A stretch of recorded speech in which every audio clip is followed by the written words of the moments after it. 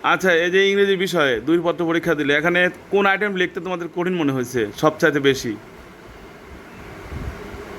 যে স্যার এই আইটেমটা লিখতে আমাদের কষ্ট হয়েছে, যেমন দ্বিতীয় পত্রে গ্রামার থাকতে পারে, রাইটিং সাইড থাকতে পারে, প্রথম পত্রের অ্যান্সারিং কোশ্চেন, কবিতা, গল্পের প্রশ্ন, অথবা 3 নাম্বার যে উইথ ক্লু, উইদাউট ক্লু, জানা আছে না, উইদাউট ক্লু আছে, এগুলো অনেক কঠিন। তো এর মধ্যে কোনটা তোমাদের লিখতে কষ্ট হয়েছে বেশি? যে স্যার এগুলো লিখতে আনইজি ফিল করছি, বা বুঝে আসে নাই, আন্দাজে লিখছি, না বুঝে লিখছি, এরকম কোন আইটেম আছে?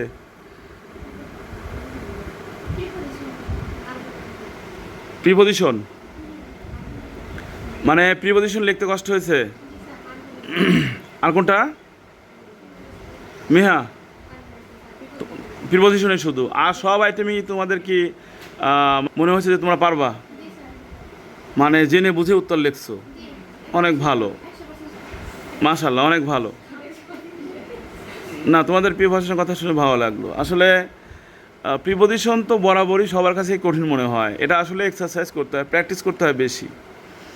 যা রুলস শিখছো, নিয়মকানুন শিখছো, এগুলো প্রিপোজিশনের ক্ষেত্রে নর্মালি ওই প্যাসেজের ভাব বুঝতে হয়। প্রিপোজিশন হচ্ছে ভাবের জিনিস। যেমন কোনো জিনিস কোনো কিছুর উপরে আছে, আমরা সেক্ষেত্রে ওই বাক্যের ভাব বুঝে বুঝবো যে এখানে অন আসবে, যেমন ডিপেন্ড অন, নির্ভর করে কোনো কিছুর উপরে, তাই না? আবার মনে করো যদি আমরা নর্মালি মনে করো কোনো জায়গায় বসে আছে ভিতরে, মানে কোনো স্থান অবস্থান করে আছে, ভিতরে বোঝাতে ইন ব্যবহার করি, যেমন যেমন মনে করি ইন দ্য রুম। আবার বাইরে বোঝালে আউট অফ দ্য রুম, তাই না? এই যে প্রিপোজিশনগুলো আসতেছে, ইন, আউট অফ, তারপরে অন, এই প্রিপোজিশনগুলোর আসলে ওই বাক্যের মধ্যে সে অন্যান্য পদের মধ্যে সম্পর্ক সৃষ্টি করে, নাম প্রণাম পুরো বসে। তো এটা ভালোভাবে বুঝতে গেলে যেমন ওই প্যাসেজের ভাব বুঝতে হবে, বাক্যের ভাব বুঝতে হবে, পাশাপাশি প্র্যাকটিস থাকতে হবে, বুঝছো? অ্যাকচুয়ালি প্র্যাকটিস ছাড়া কিছুই বলা যায় না, practice makes a man perfect.